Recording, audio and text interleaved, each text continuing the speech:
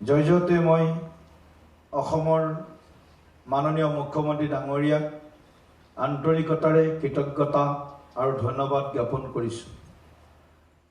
তেখেতে 2021 চনত 30 মে তাৰিখে দায়িত্ব লোৱাৰ পাছৰে পৰা ৰাজ্যখনত প্ৰগতিৰ এক অনিৰুদ্ধ যাত্ৰা আৰম্ভ হৈছে। এই যাত্ৰাই আজি আকাশ চুবৰ বাবে আজি প্ৰয়াস অব্যাহত ৰাখিছে।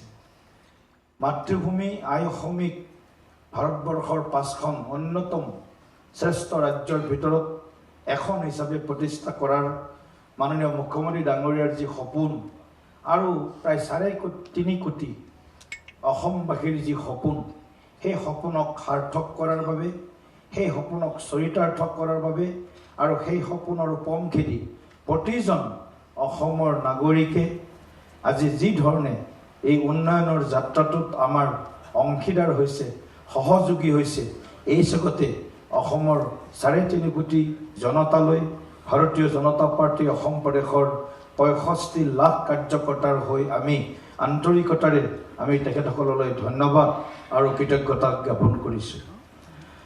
আজি মাননীয় প্ৰধানমন্ত্ৰী নৰেন্দ্ৰ মোদী ডাঙৰীয়াৰ আশীৰ্বাদত অসমত যি ধৰণে তেখেতে আমাৰ ৰাজ্যখনক আগবঢ়াই লৈ যোৱাৰ বাবে যি এক ভাগীৰথী প্ৰয়াস তেখেতৰ নেতৃত্বত আৰম্ভ হৈছে, চতুৰ্দিশ বিকাশৰ বাবে তেখেতে যি সংকল্প, তেখেতে যি আমাক সদায় অনুপ্ৰাণিত কৰিছে, এয়া অসমখনৰ বাবে অভূতপূৰ্ব।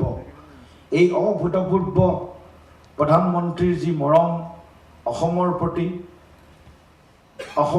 প্ৰধানমন্ত্ৰীগৰাকীৰ যি আশীৰ্বাদ, অসমৰ প্ৰতি প্ৰধানমন্ত্ৰীগৰাকীৰ যি সদ্ভাৱ, সেইকাৰণে আমি সকলোৱে অসমৰ ৰাইজে আমাৰ প্ৰধানমন্ত্ৰী নৰেন্দ্ৰ মোদী ডাঙৰীয়াক অসম সুহৃদ হিচাপে আমি সকলোৱে আজি তেখেতক আমি দেখিবলৈ পাইছোঁ।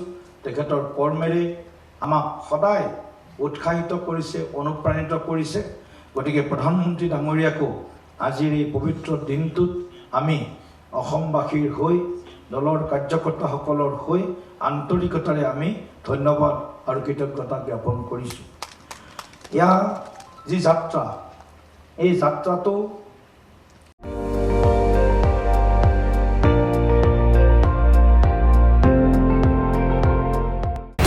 আপুনি চাই আছে ND24, সৰ্বশ্ৰেষ্ঠ নহয় সৰ্বোত্তমৰ দৌৰা।